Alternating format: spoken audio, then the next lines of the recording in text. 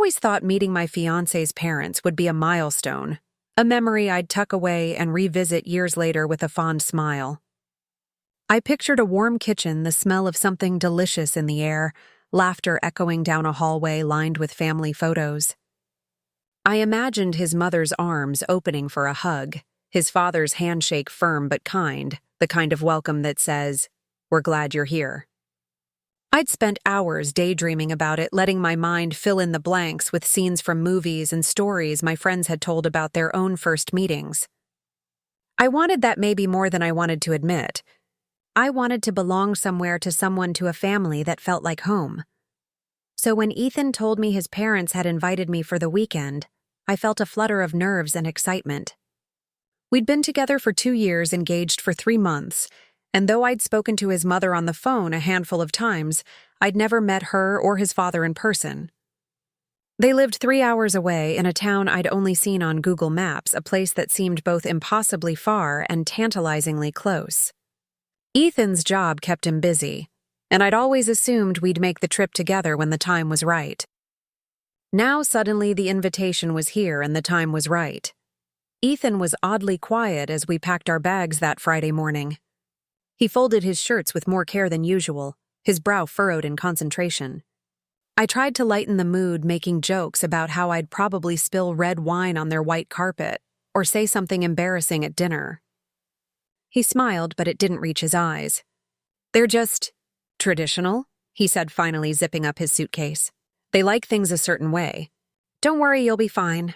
I told myself he was just nervous too. After all, this was a big step for both of us. I wanted to make a good impression, to show them that I loved their son and that I was worthy of the life we were building together. I wore my favorite dress, the one Ethan said made my eyes look like the ocean, and I practiced my smile in the mirror until it felt natural. I even baked a loaf of banana bread, wrapping it in a towel and tying it with a ribbon, hoping it would say all the things I couldn't put into words. The drive was long and quiet, the landscape changing from city streets to rolling hills and fields dotted with cows. Ethan kept his hands on the wheel, his knuckles white, his jaw set. I tried to fill the silence with stories from work, but he only nodded, his mind clearly elsewhere. I watched the miles tick by, my excitement slowly morphing into anxiety. What if they didn't like me? What if I said the wrong thing, or worse, nothing at all? We pulled into their driveway just as the sun was setting, the sky painted in shades of pink and gold. Their house was bigger than I'd expected, a sprawling 2-story with a wraparound porch and flower boxes overflowing with petunias. A swing hung from a sturdy oak tree in the front yard, and I could almost see a younger Ethan pushing his little sister, laughter ringing out across the grass. For a moment, I let myself believe this was the beginning of something beautiful. His mother answered the door before we could even knock. She was tall and elegant, her hair pulled back in a neat bun, her eyes sharp and assessing. She smiled, but it was the kind of smile that didn't quite reach her eyes, the kind that made me feel like I was being measured and found wanting. "You must be Claire," she said, her voice warm but distant. "We've heard so much about you." I handed her the banana bread, my hands trembling just a little. "Thank you for inviting me. I'm so happy to finally meet you." She took the bread, her fingers brushing mine, and for a moment I thought I saw something flicker in her expression, surprise maybe, or disappointment. "How thoughtful," she said, setting it aside. "Come in, dinner's almost ready." Ethan's father was waiting in the living room, a glass of scotch in his hand, his gaze steady and unreadable. He stood as we entered, shaking my hand with a grip that was just a little too firm. "Welcome, Claire. We're glad you could join us." I smiled, trying to ignore the way his eyes lingered on me as if he was searching for something he couldn't quite find. I wondered what Ethan had told them about me, what stories he'd shared, what secrets he'd kept. I wondered if they already had an idea of who I was, and if I could ever live up to it. Dinner was a formal affair, the table set with china and crystal candles flickering in silver holders. The conversation was polite, but stilted, each question carefully chosen, each answer weighed and measured. His mother asked about my job, my family, my plans for the future. His father listened, nodding occasionally, his eyes never leaving my face. Ethan was quiet, answering questions when asked, but otherwise fading into the background. I tried to be charming, to laugh at the right moments, to show them that I was more than just the girl their son had chosen. But no matter what I said, I felt like I was failing some invisible test. The air was thick with unspoken expectations, and I found myself shrinking, my confidence slipping away with every passing minute. After dinner, his mother offered me a tour of the house. I followed her through rooms that were immaculate and impersonal, each one decorated with a precision that bordered on obsession. She pointed out family photos, awards, and heirlooms, her voice soft and proud. I listened, nodding in all the right places. But I couldn't shake the feeling that I was being shown, not just the house, but the life I was expected to fit into. By the time we reached the guest room, I was exhausted. She smiled, her hand resting on the doorknob. "I hope you'll be comfortable here," she said. "We want you to feel at home." I thanked her, my voice barely above a whisper. As she closed the door behind me, I let out a breath I hadn't realized I'd been holding. I sat on the edge of the bed, staring at the perfectly folded blankets, the vase of fresh flowers on the nightstand, the window that looked out over the darkening yard. I felt like a guest in a museum, careful not to touch anything, afraid to leave a mark. I lay awake for hours that night, listening to the unfamiliar creaks and sighs of the house. The walls seemed to whisper secrets, the kind that only old homes and older families keep. I replayed every moment of the evening in my mind, searching for missteps, for words I should have said or left unsaid. I wondered if Ethan's mother had noticed the way my hand shook when I passed the salt, or if his father had caught the hesitation in my voice when I talked about my own family. I wondered if they'd already decided I wasn't enough. Sometime after midnight, I heard footsteps in the hallway. Soft, measured, moving past my door and down the stairs. I sat up, heart pounding, straining to hear. The house was silent again, but I couldn't shake the feeling that I was being watched, that every move I made was being catalogued and judged. I told myself I was being paranoid, that I was just nervous, but the feeling lingered, heavy and persistent. Morning came too soon, sunlight streaming through the curtains in thin golden lines. I dressed carefully, choosing a sweater and jeans, something casual but presentable. When I stepped into the hallway, the house was already awake. I could hear voices in the kitchen, the clatter of dishes, the low hum of conversation. I followed the sounds, forcing a smile onto my face. Ethan's mother was at the stove, flipping pancakes with practiced ease. His father sat at the table reading the newspaper, his glasses perched on the end of his nose. Ethan was nowhere to be seen. "Good morning, Claire," his mother said, glancing over her shoulder. "Did you sleep well?" "Yes, thank you," I lied, taking a seat at the table. I folded my hands in my lap, trying to look relaxed. His father looked up from his paper, his eyes sharp and assessing. "Coffee?" he asked, already pouring a cup. "Please," I said, accepting the mug with a grateful smile. The coffee was strong and bitter, and I sipped it slowly, letting the warmth settle my nerves. I tried to make small talk, asking about the town, the weather, the flowers in the garden. His mother answered politely, but her eyes kept drifting to the clock as if she was waiting for something or someone. Ethan appeared a few minutes later, his hair still damp from the shower, his eyes tired. He kissed his mother's cheek, nodded at his father, and sat beside me. He squeezed my hand under the table, a silent reassurance, but I could feel the tension in his grip. Breakfast passed in a blur of polite conversation and forced laughter. I tried to find my footing, to carve out a space for myself in this family, but every attempt felt awkward, every word carefully measured. After breakfast, his mother suggested a walk through the garden. I agreed, eager for a change of scenery, for a chance to breathe. The garden was beautiful, a riot of color and scent, flowers blooming in neat rows, hedges trimmed to perfection. She walked beside me, her hands clasped behind her back, her posture impossibly straight. "You and Ethan seem very happy," she said, her tone light but her eyes searching. "He's always been a good son. We want what's best for him." I nodded, unsure how to respond. "He's wonderful."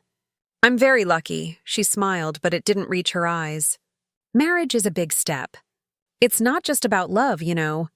It's about family, about tradition. We have certain expectations.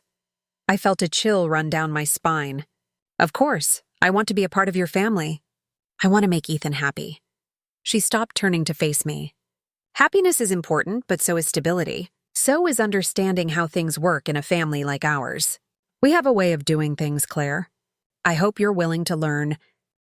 I swallowed hard, nodding. I am. I want to. She studied me for a moment, her gaze unwavering. Then she smiled softer this time and patted my arm. Good. That's all we ask. We walked in silence for a while, the only sound the crunch of gravel beneath our feet. I tried to enjoy the beauty of the garden, but her words echoed in my mind. Expectations, tradition, a way of doing things. I wondered what that meant, what was expected of me, and if I was already failing. When we returned to the house, Ethan was waiting for me in the hallway. He took my hand, leading me upstairs to his old room. It was exactly what I'd imagined, a shrine to his childhood posters on the walls, trophies on the shelves, a faded comforter on the bed. He closed the door behind us, his shoulders slumping with relief. "Are you okay?" he asked, his voice low. I nodded, but the truth was tangled in my chest. "Your mom, she's very particular." He laughed, but there was no humor in it. "That's one way to put it. She just wants everything to be perfect. For me. For the family." I sat on the edge of the bed, staring at the photos on his desk. Ethan at 6, missing his front teeth. Ethan at 12, holding a soccer trophy. Ethan at 18, grinning in his graduation cap. I wondered where I fit into this timeline, if I ever truly would. "Do you think they like me?" I asked, my voice barely above a whisper. He sat beside me, wrapping his arm around my shoulders. "They'll come around. They just need time." I wanted to believe him. I wanted to believe that all I needed was time, that I could win them over with patience and kindness. But as I looked around the room at the evidence of a life I hadn't been part of, I felt like an outsider, a visitor in someone else's story. The rest of the morning passed in a haze of polite conversation and subtle glances. Ethan's mother kept herself busy, moving from room to room with a kind of restless energy, straightening picture frames that were already perfectly aligned, dusting shelves that didn't need dusting. His father retreated to his study, the door closing with a soft but unmistakable finality. I wandered through the house, trying to memorize the details, searching for something familiar, something that felt like home. Ethan stayed close, his presence a small comfort in the sea of unfamiliarity. We sat together on the porch swing, the wood creaking beneath our weight, the afternoon sun warm on our faces. He told me stories about growing up in this house, about the time he and his sister had tried to build a treehouse in the old oak, about the summer he broke his arm falling off his bike, about the Christmas his parents surprised him with a puppy. I listened, laughing in all the right places, but I couldn't shake the feeling that I was listening to someone else's. Memories that I was a guest in a life that had started long before I arrived. Lunch was a quiet affair, sandwiches and salad eaten in the sunroom, the conversation drifting from topic to topic with no real direction. His mother asked about my family again, her questions gentle but persistent. I told her about my parents, about the small apartment I'd grown up in, about the holidays spent crowded around a tiny table, laughter and love making up for what we lacked in space or money. She listened, nodding politely, but I could see the calculation in her eyes, the way she measured my answers against some invisible standard. After lunch, Ethan's father suggested a walk through the woods behind the house. I agreed, eager for a change of scenery, for a chance to clear my head. The woods were cool and quiet, the air thick with the scent of pine and earth. We walked in silence for a while, the only sound the crunch of leaves beneath our feet. Finally, he spoke. "Ethan tells me you're a teacher." I nodded, surprised by the question. "Yes, 3rd grade. He smiled, a small, tight smile. "That's admirable. Not an easy job these days." I shrugged, unsure how to respond. "I love it. The kids make it worth it." He nodded, his gaze fixed on the path ahead. My wife was a teacher before we had Ethan. She gave it up to raise the family. It was the right choice for us. I sensed the unspoken question, the expectation hanging in the air. "I'm not sure I could give it up," I said quietly. "Teaching is a big part of who I am." He glanced at me, his expression unreadable. "Family comes first. Always." We walked in silence after that, the conversation settling between us like a stone. I wondered if I'd said the wrong thing if I'd failed another test. I wondered if there was any answer I could have given that would have been right. When we returned to the house, Ethan was waiting for me on the porch. He took my hand, his thumb tracing circles on my skin. "How was it?" he asked, his voice soft. I forced a smile. "Fine. Your dad's..." "Intense." He laughed, the sound easing some of the tension in my chest. "He means well? He just wants what's best for the family." I nodded, but the words felt hollow. I wondered what best meant to them and if I could ever be it.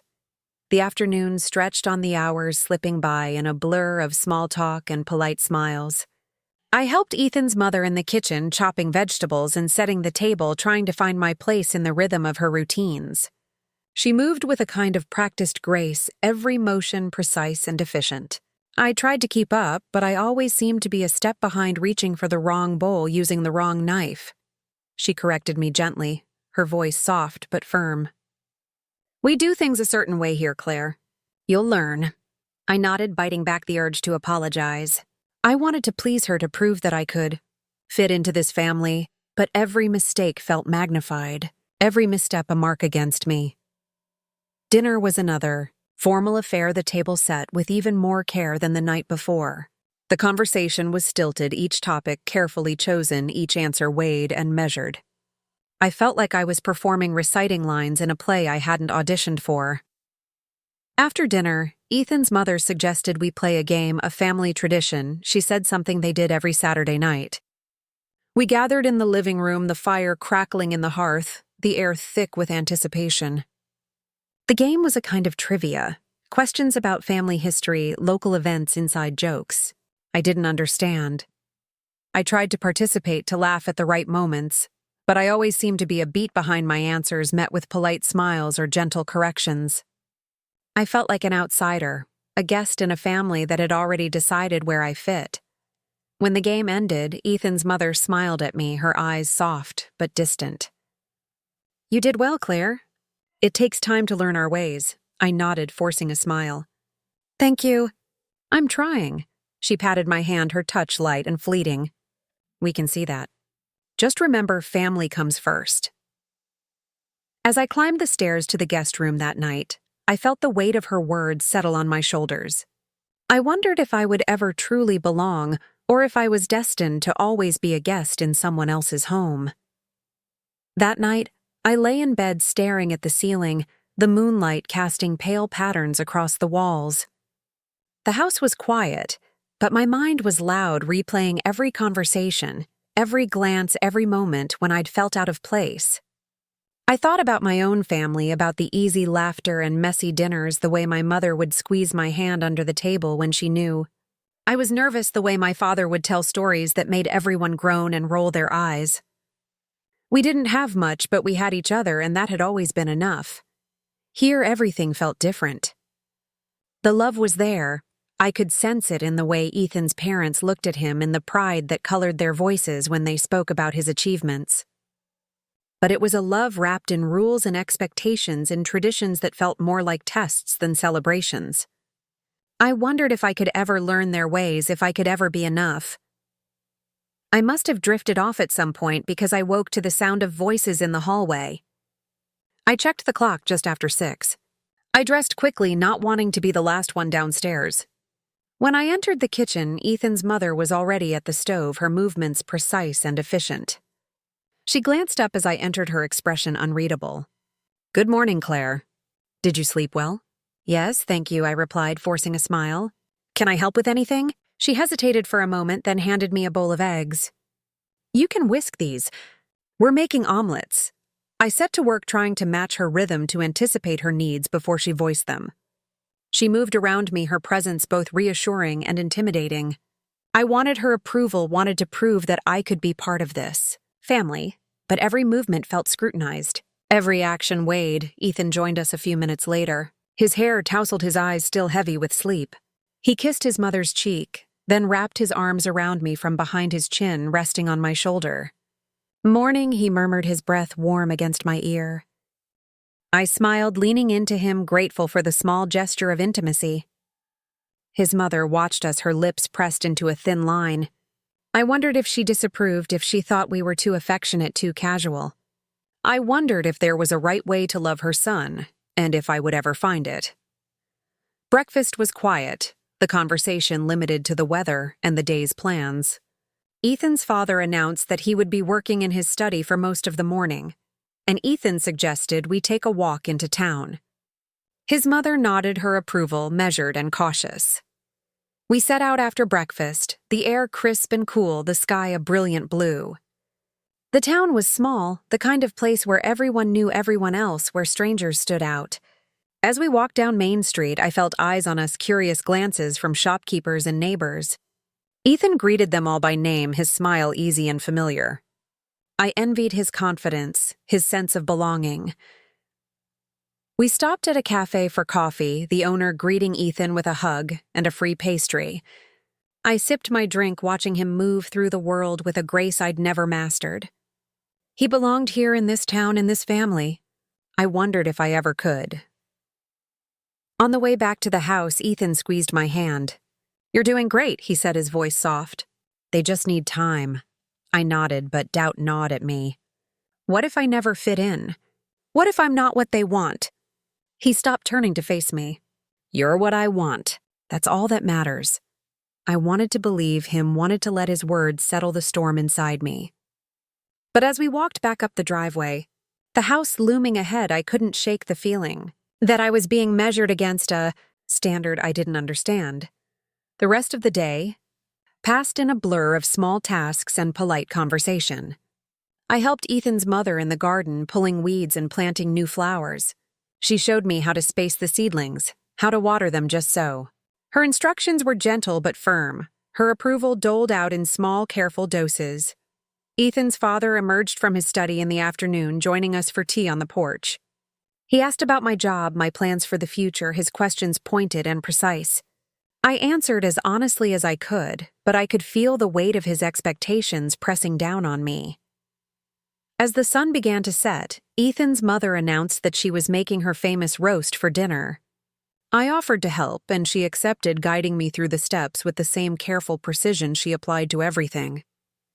We moved around the kitchen in a kind of dance, her instructions clear, her corrections gentle but unyielding. Dinner was another formal affair, the table set with care, the conversation polite but distant. I felt like I was performing reciting lines in a play I hadn't auditioned for. I laughed at the right moments, nodded in all the right places, but I couldn't shake the feeling that I was failing some invisible test. After dinner, Ethan and I escaped to the porch, the air cool and sweet. We sat in silence, listening to the crickets, the distant hum of traffic. He reached for my hand, his fingers lacing through mine. "I know this is hard," he said quietly, "but I love you. We'll figure it out." I leaned my head on his shoulder, letting his words wash over me. I wanted to believe him, wanted to believe that love was enough. But as I looked back at the house, at the windows glowing softly in the darkness, I wondered if it ever could be. The next morning, I woke before dawn, the sky outside still a deep, velvety blue. I lay in bed for a moment, listening to the quiet hush of the house, the faint ticking of a clock somewhere down the hall. I wondered if Ethan's mother was already awake, if she was downstairs preparing breakfast, her movements as precise and measured as always. I wondered if his father was in his study, the door closed. The world outside kept at bay. I dressed quietly, careful not to wake Ethan, and slipped out into the hallway. The house felt different in the early morning, softer somehow, the edges blurred by sleep and silence. I made my way to the kitchen, where I found his mother standing at the counter, her back to me, her hands moving deftly as she kneaded dough. She glanced over her shoulder as I entered, her expression unreadable. "Good morning, Claire." "Couldn't sleep?" I shook my head, offering a small smile. "I thought I'd help with breakfast."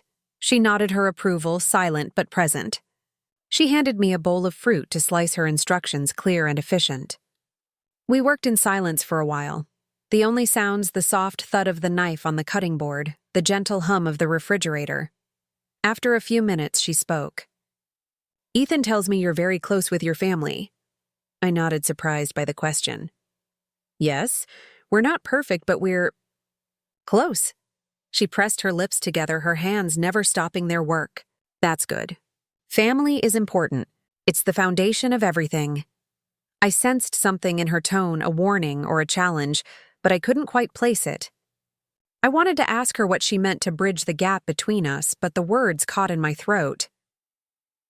Ethan joined us a few minutes later. His hair tousled, his eyes still heavy with sleep. He greeted his mother with a kiss on the cheek, then wrapped his arms around me, his presence a comfort in the quiet kitchen. We finished preparing breakfast together, the three of us moving in a kind of tentative harmony. After breakfast, Ethan's father announced that he wanted to show me something. I followed him down a long hallway lined with family photos, each one a snapshot of a life I hadn't been part of. He stopped in front of a door at the end of the hall, unlocking it with a small silver key. Inside was a study, the walls lined with bookshelves, the air thick with the scent of leather and old paper. He gestured for me to sit, then took a seat behind the desk, his hands folded neatly in front of him. "I wanted to talk to you, Claire." He began, his voice calm but firm. "About Ethan. About your future together." I nodded, my heart pounding in my chest. "He's our only son. We've worked hard to give him every opportunity to build a life for him that's stable and secure. We want to make sure that continues." I swallowed, unsure where this was going. "I love him.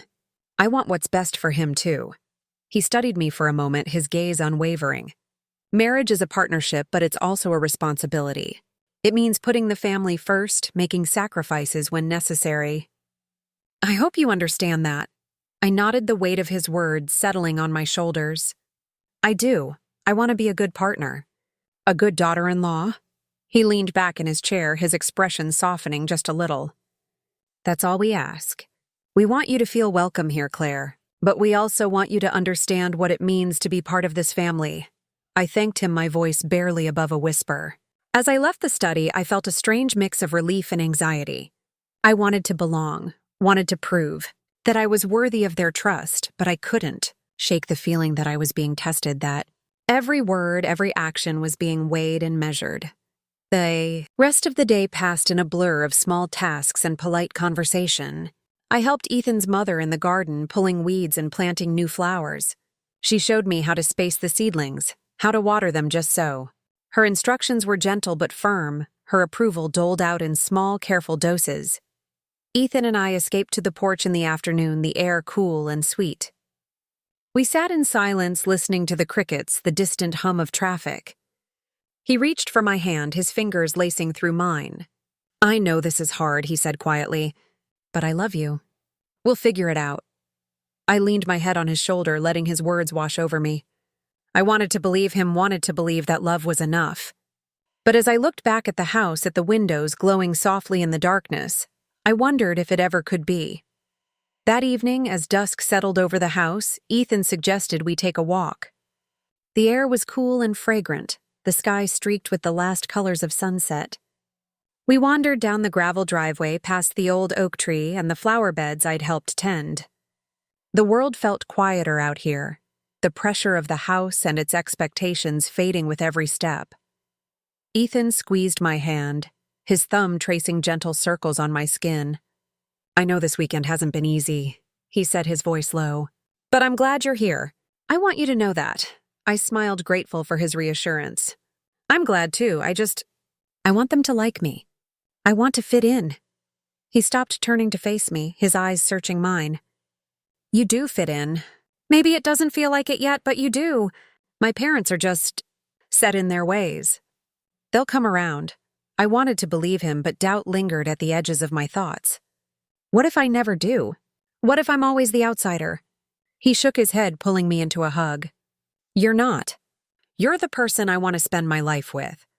That's what matters." I held him tightly, letting his words settle the storm inside me. For a moment, the world felt simple, the future bright and full of promise. But as we walked back toward the house, the lights glowing softly in the windows, I couldn't shake the feeling that something was shifting, that the ground beneath my feet was less solid than I'd hoped. Inside, the house was warm and bright, the smell of roasting chicken filling the air.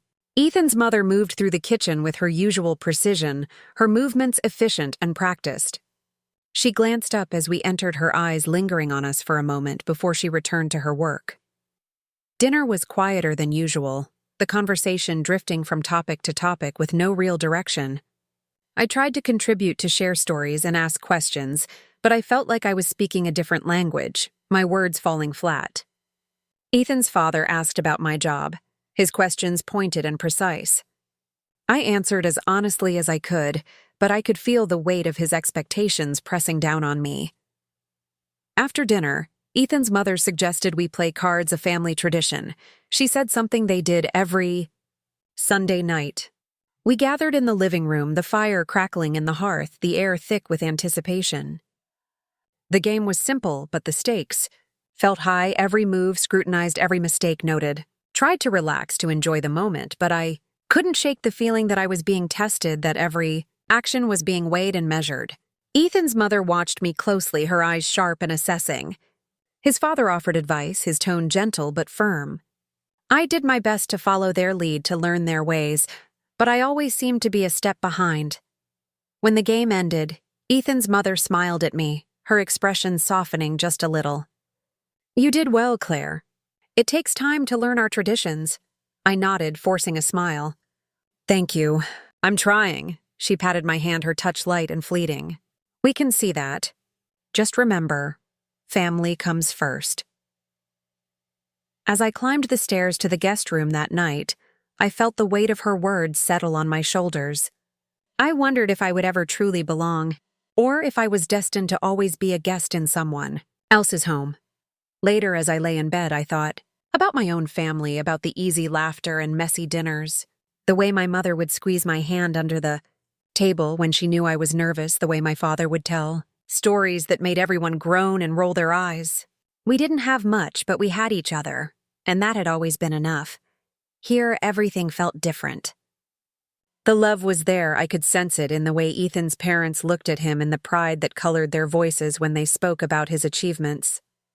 But it was a love wrapped in rules and expectations, in traditions that felt more like tests than celebrations. I wondered if I could ever learn their ways, if I could ever be enough. Sleep came slowly, my mind spinning with questions and doubts.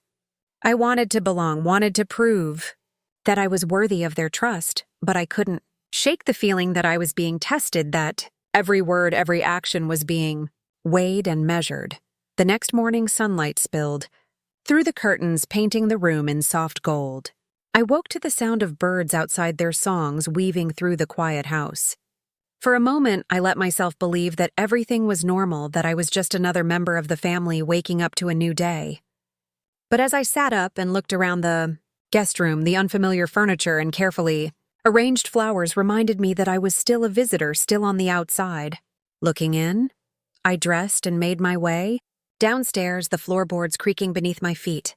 The kitchen was already alive with the sounds of breakfast, Ethan's mother at the stove, his father reading the newspaper, Ethan pouring coffee. They greeted me with polite smiles, their voices warm but distant. I took my place at the table, folding my hands in my lap, trying to find my place in the rhythm of their morning. Breakfast passed in a blur of small talk and careful questions. Ethan's mother asked about my plans for the week, her tone light but her eyes searching. I told her about my work, about the projects I was excited for, about the students who made me laugh. She listened, nodding politely, but I could sense the calculation in her gaze, the way she measured my answers against her own expectations. After breakfast, Ethan suggested we take a drive through the countryside. I agreed, eager for a change of scenery, for a chance to breathe. We drove with the windows down, the wind tangling my hair, the fields rolling past in a blur of green and gold. Ethan pointed out landmarks from his childhood, the old schoolhouse, where he'd learned to ride a bike, the pond, where he'd caught his first fish, the hill where he and his friends had sledded every winter.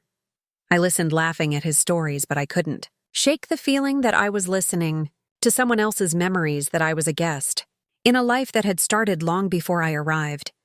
I wondered if I would ever have stories of my own to share, if I would ever be able to look at this place and call it home. We stopped at a small cafe for lunch, the owner greeting Ethan with a hug and a free slice of pie. I watched him move through the world with a confidence I envied, his smile easy and familiar. He belonged here in this town, in this family. I wondered if I ever could. On the way back to the house, Ethan reached for my hand, his fingers warm and steady. "You're doing great," he said, his voice soft. "They just need time." I nodded, but doubt gnawed at me. What if I never fit in? What if I'm not what they want? He squeezed my hand, his eyes gentle. "You're what I want. That's all that matters." I wanted to believe him, wanted to let his words settle the storm inside me. But as we pulled into the driveway, the house looming ahead, I couldn't shake the feeling that I was being measured against a standard I didn't understand. The afternoon passed in a blur of small tasks and polite conversation. I helped Ethan's mother in the kitchen, chopping vegetables and setting the table, trying to find my place in the rhythm of her routines. She moved with a kind of practiced grace, every motion precise and efficient. I tried to keep up, but I always seemed to be a step behind, reaching for the wrong bowl, using the wrong knife. She corrected me gently, her voice soft but firm. "We do things a certain way here, Claire. You'll learn." I nodded, biting back the urge to apologize. I wanted to please her, to prove that I could fit into this family, but every mistake felt magnified, every misstep a mark against me. Dinner was another formal affair. The table set with care, the conversation polite but distant. I felt like I was performing reciting lines in a play I hadn't auditioned for. I laughed at the right moments, nodded in all the right places, but I couldn't shake the feeling that I was failing some invisible test. After dinner, Ethan and I escaped to the porch, the air cool and sweet. We sat in silence, listening to the crickets, the distant hum of traffic. He reached for my hand, his fingers lacing through mine. "I know this is hard," he said quietly. "But I love you. We'll figure it out." I leaned my head on his shoulder, letting his words wash over me. I wanted to believe him, wanted to believe that love was enough. But as I looked back at the house, at the windows glowing softly in the darkness, I wondered if it ever could be. The next day dawned gray and cool, a thin mist hanging over the garden. I woke early, unable to shake the restless feeling that had settled in my chest. I dressed quietly and slipped outside, hoping the fresh air would clear my mind. The garden was silent dew clinging to the petals of the flowers I'd helped plant. I wandered along the path, my thoughts swirling with doubts and questions. I heard the back door open and turned to see Ethan's mother stepping onto the porch, a mug of tea in her hands. She watched me for a moment, her expression unreadable, then walked down the steps to join me. We stood in silence, the only sound the distant call of a bird. "It's beautiful out here," I said. Finally, my voice barely above a whisper. She nodded, her gaze fixed on the horizon.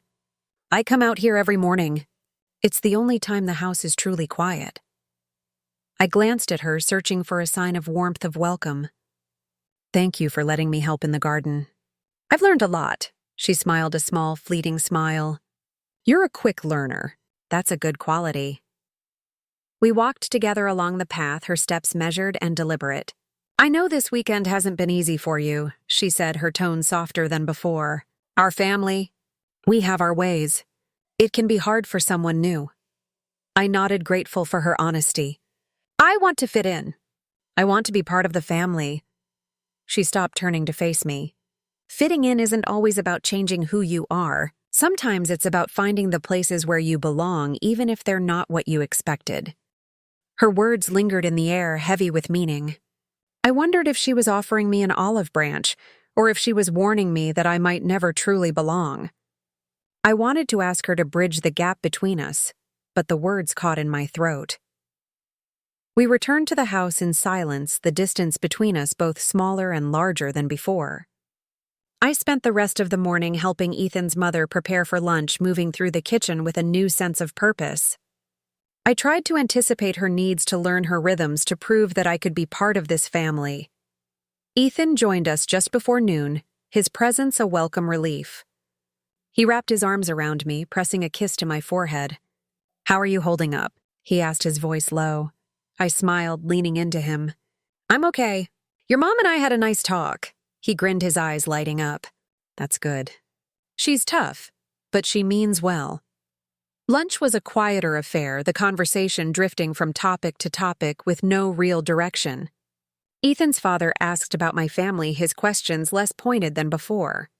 I told him about my parents, about the small apartment I'd grown up in, about the holidays spent crowded around a tiny table. He listened, nodding thoughtfully, his expression softer than I'd seen before. After lunch, Ethan suggested we take a drive to the lake. We packed a small picnic and set out the car, winding through narrow country roads, the landscape unfolding in shades of green and gold. The lake was quiet, the water still and glassy, reflecting the sky above. We sat on the shore, our feet dangling in the cool water. Ethan leaned back on his elbows, his gaze fixed on the horizon.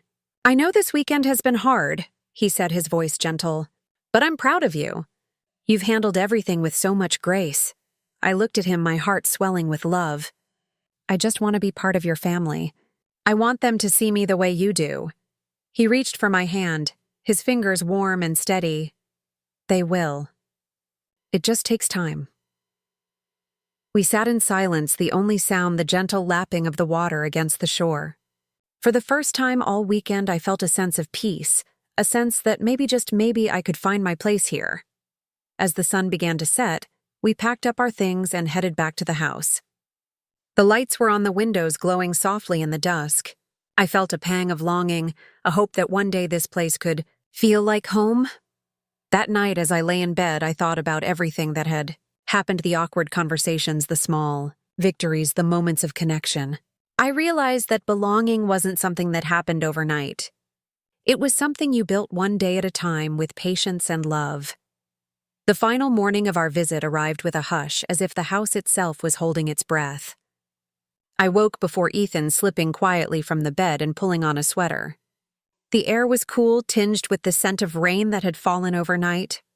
I padded down the hallway, pausing to look at the family photos that lined the walls, Ethan as a child, his parents on their wedding day, holidays, and milestones captured in glossy frames. I wondered if one day my own face would join theirs, if I would become part of the story these walls told.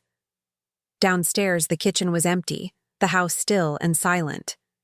I made myself a cup of tea, savoring the warmth between my hands. I sat at the table, watching the sky lighten through the window, my thoughts drifting between hope and uncertainty.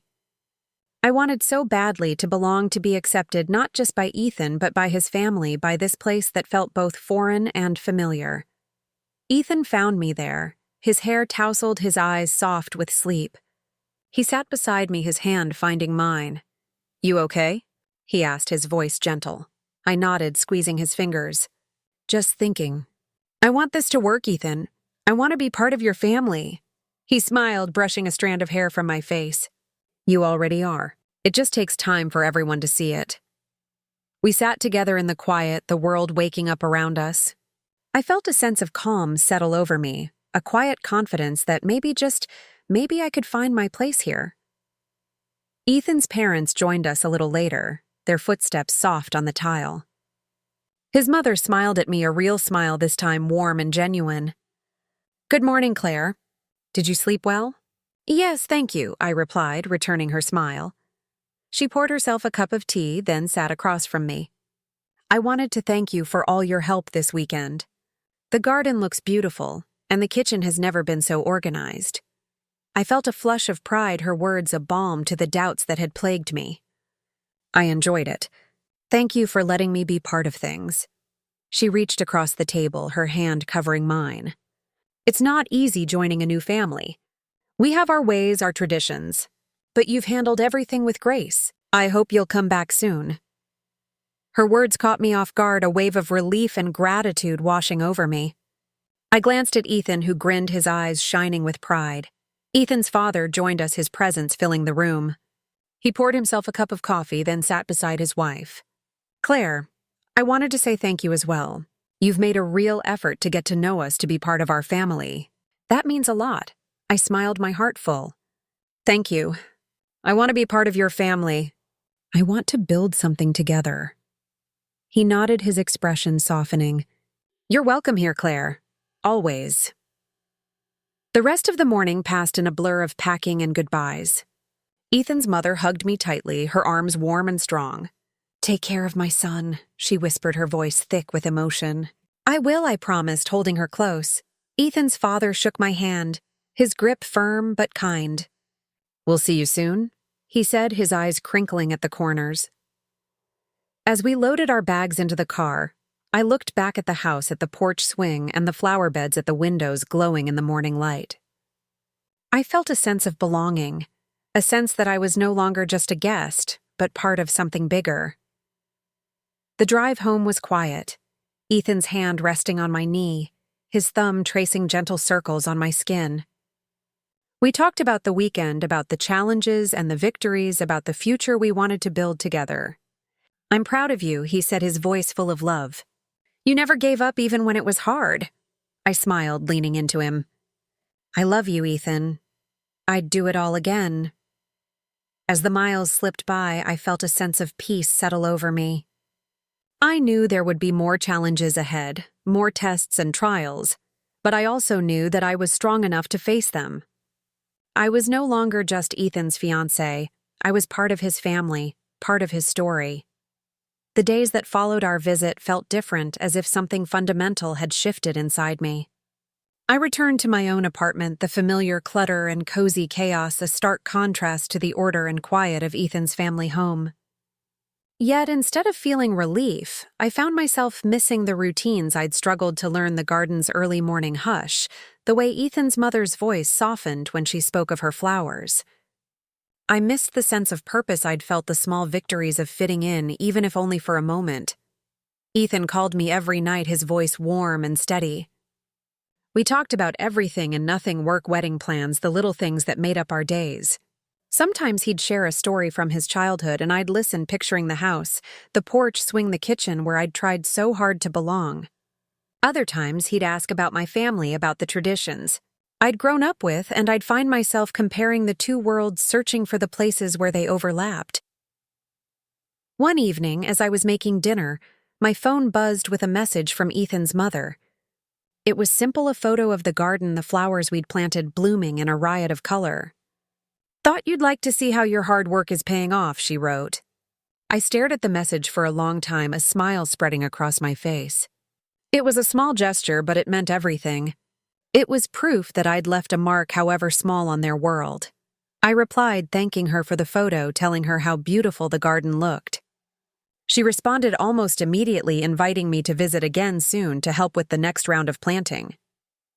The invitation felt like a door opening, a chance to step further into their lives, to build something lasting. As the weeks passed, I found myself thinking less about fitting in and more about building bridges between my world and Ethan's, between my family and his. I invited Ethan's parents to dinner at my apartment, determined to show them the warmth and chaos of my own upbringing. I cooked my mother's favorite recipes, set the table with mismatched plates, and filled the room with laughter and stories. Ethan's parents arrived a little stiff at first, but gradually relaxing as the evening unfolded. His mother complimented my cooking, his father laughed at my father's jokes, and for the first time I saw the possibility of a new kind of family, one that blended traditions, that made room for differences, that found strength in the spaces between. After dinner, as we sat together in the glow of candlelight, Ethan's mother reached across the table, her hand finding mine. "Thank you, Claire," she said softly, "for welcoming us into your home, for sharing your world with us." I squeezed her hand, my heart full. "Thank you for giving me a chance, for letting me be part of your family." Ethan smiled at me, his eyes shining with pride and love. In that moment, I realized that belonging wasn't about passing tests or meeting expectations. It was about showing up, about trying, about opening your heart even when it was hard. As the night wore on, I felt the last of my doubts slip away. I knew there would be challenges ahead, moments when I would feel out of place or unsure. But I also knew that I was no longer alone. I had Ethan, I had his family, and together we were building something new. When Ethan's parents left that night, his mother hugged me tightly, her arms warm and strong. "We're lucky to have you, Claire," she whispered. "Don't ever forget that." I watched them go, the taillights disappearing into the night, and felt a sense of peace settle over me. I was home, not just in my apartment, but in the life I was building and the family I was becoming part of.